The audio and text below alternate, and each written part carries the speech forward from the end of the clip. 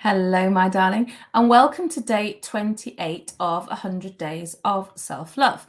Today, we're talking about something a little bit different, and it's the concept that knowing that you don't have to love your reality in order to love, accept, or forgive yourself. So imagine your closest friends and family members that come to you and they've got a problem, okay? And you wouldn't treat them, you wouldn't say, well, this is your fault because, when we were in high school, you had the opportunity to do da da da, and then you didn't. And now look, this is why and you wouldn't blame them. You wouldn't treat them in a way that made them feel bad about their reality now. You would listen to their problem and you wouldn't expect them to be perfect as a prerequisite for you helping them. Does that make sense?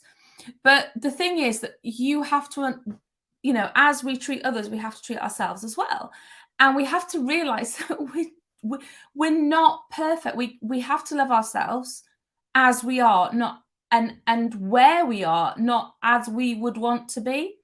So quite often my clients will come to me as a life coach and they're weighed down by old hurts, old pain, wounds, things that they've either done for themselves or other people have done to them.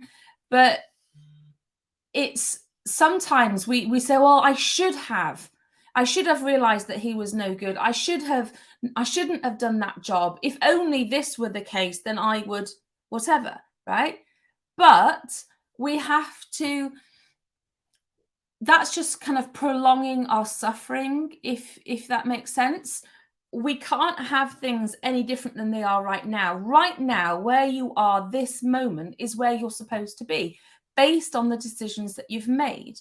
So unless you accept the reality of what is right now, who you are and where you are, how do you move forward? It's like, so for example, I live in Yorkshire. So it's, imagine I want to go to London and I'm saying, well, I want to go to London, but it'd be better if I started in Birmingham. Yes, it would be better if you started in Birmingham. It's closer. However, you're not in Birmingham, you're in Yorkshire. And I don't mean to sound condescending or patronising in any way, shape or form when I'm saying that, but it just gives you an example of you have to accept where you are and who you are right now. So we have to learn to accept our imperfect selves. And because if we're putting resistance up all the time, it's just going to carry on going. It's kind of like what we resist persists. So if you deny what's happening to you, you're more likely to get stuck in that negative self-talk, or what I call shit FM. Okay. So one of the first steps is saying, this is my situation. This is what happened. And when you understand that what happened, acceptance is the first step to moving on from it. Now, I do a workshop regularly called Komarebi, which is all about forgiveness, healing, and moving on. And one of the first things I say to people is, you are not accountable for all the bad things that have happened to you, but you are responsible for your healing. Whatever happened is not always down to you, but you have to realize that even if the only thing that you need to forgive yourself for was the acceptance of complying to what was happening, not seeing things sooner, you also have to forgive yourself, because self-forgiveness starts with, this happened to me because it did. Now, does that say I forgive anybody else? Does that say I condone what anybody else does? Does that say I think what I did was right? No, none of that is true. But you have to say, this is who I am right now. This is what happened to me. This is what's happened in my life. Okay. And then you can start to forgive yourself. Then you can start to let yourself off the hook, to give yourself the same compassion and break that you would give somebody else. Okay. So it's important to learn to accept where you are so you can forgive yourself. And when you think how much time you've spent beating yourself up, comparing yourself to others, being convinced that you're bad or you're broken, okay, that causes feelings of grief.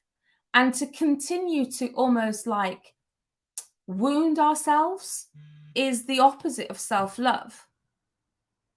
We have to accept what it is first, forgive what we've been compliant to, or what we've been involved in, or what's happened to us second. And when we accept where we are, we can then give ourselves a break. But if we're living in a place where we're not accepting of that, like, I don't want to be here, I hate everything about my life, you're going to struggle to move on from that place, because you're not in the place, you can't be in a place other than what you are. I hope that makes sense. I don't think, I'm trying to think when we've got the next Komorebi workshop coming up, but I'll put the link below if self-forgiveness, self-healing is something that you need to look at. I'd be happy to have you with us, of course. All right, my darlings, thank you very much for tuning in yet again, and I will see you tomorrow for day 29. Take care. Bye.